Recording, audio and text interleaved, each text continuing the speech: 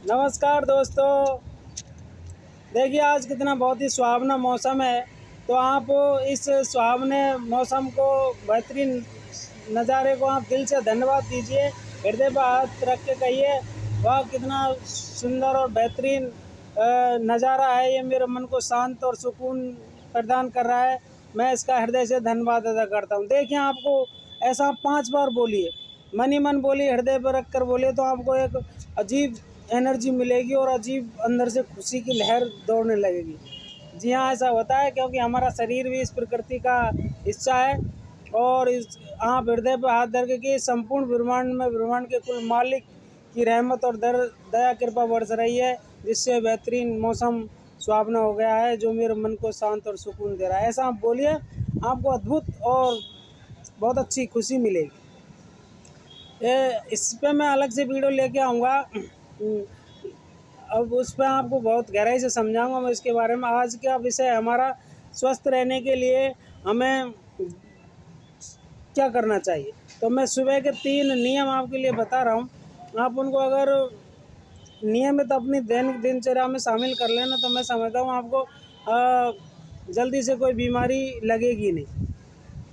तो सुबह के नियम पार्ट 1 सुबह के नियम बता रहा हूँ मैं, और दूसरा पार्ट भाग 2 में मैं बताऊँगा संध्या काल के यानी कि शाम के नियम। तो शुरुआत हमको करनी है सुबह हम जैसे ही तैयार होते हैं स्नान करने के लिए, तो स्नान करने से ही मैं शुरुआत करता हूँ। तो करना क्या है आपको, सबसे पहले आप जब स्नान करने जाएं तो अपने शरीर पर, सर्दियों का मौसम है तो नहाने से पहले अपने शरीर पर सिर से पैर तलक आप नारियल तेल की मालिश करें अच्छे से। पैरों को ढंग से मसाज करें, हाथों को करें, कानों को करें, नाक को करें और सिर को करें। अच्छे से मसाज करें पूरे शरीर पर नारियल के तेल से। इसको करने के बाद में आप स्नान कीजिए, बिना साबुन के स्नान कीजिए। आपको साबुन की ज़रूरत ही नहीं पड़ेगी कभी। आपके जो त्वचा पर ग्लो आने लगेगा, शाइनिंग आने लगेगी बिना किसी कोई साबुन के। तो आप इसकी शुरुआत नहाने से पहले याद रखें, सबसे पहले आपका जो पानी है वो नाभि पर गिरना चाहिए। नाभि के नीचे आप हाथ लगा लीजिए और लोटे से पानी डालें तो नाभि केंद्र पर पानी जाना चाहिए। जब नाभि केंद्र पर पानी जाएगा ना, तो आपका जो ब्लड है उसका सर्कुलेशन तेज़ हो जाएगा और आपको पूरी बॉडी में अच्छे से रक्त का प्रवाह होगा। आपको स्नान करने में बहुत आनंद आएगा और आपको शरीर में किसी प्रकार की कोई भी बीमारी आने के चांसेस बिल्कुल ख़त्म हो जाएंगे। अच्छा, ये तो हुआ नहाने तक का नियम। दूसरा नियम, पहला नियम नहाने का बताया, दूसरा नंबर नाश्ते का। नाश्ते में आप दही खाइए, गुड़ के साथ में दही का सेवन कीजिए। तो आप देखेंगे पहले दिन गुड़ के साथ में आप दही खा लेना और पूरे दिन आप एनर्जेटिक, ऊर्जावान और एक तरह से तरोताज़ा फ्रेशनेस महसूस करोगे। ये बहुत ही अच्छा नियम है, सरल उपाय है।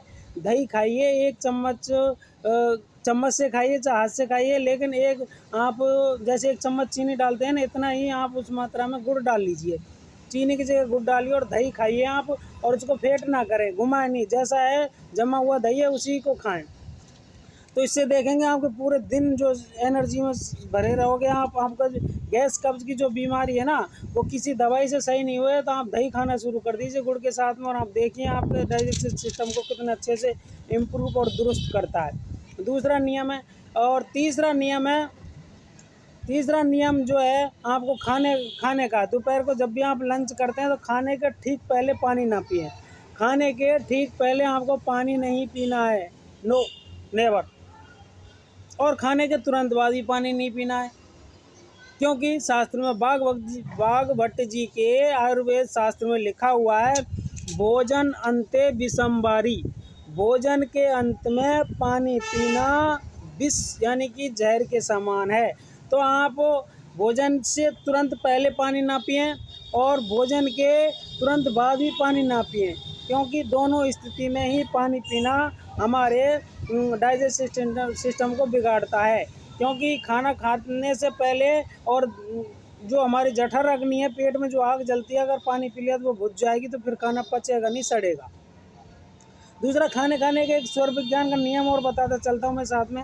खाना हमेशा जो दायां स्वर यानी कि राइट स्वर जब चलता हो, यानी कि जब सूर्य स्वर हमारा एक्टिव हो ना, तब खाना खाना चाहिए, तो आपको कभी गैस कब्ज बनेगी ही नहीं। लेकिन ऐसा याद अगर ना रहे तो फिर आप कोशिश कीजिए कि पानी खाने से पहले भी ना पिएं और खाने के बाद भी ना पिएं। आध घंटे बाद आप थोड़ा सा पानी पी लीजिए, उसके बाद में 1 घंटे बाद पी लीजिए, जब आपको हैबिट आ जाएगी धीरे धीरे।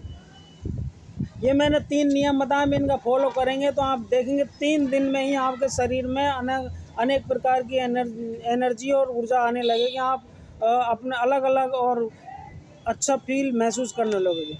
और मैं एक साथ में आपके लिए बहुत ही प्राण ऊर्जा को डेवलप करने के लिए प्राण मुद्रा बता रहा हूँ। अब देखिए, हस्त मुद्रा विज्ञान में प्राण मुद्रा, इसका नाम ही प्राण है, संजीवनी मुद्रा भी के नाम से भी इसको जाना जाता है।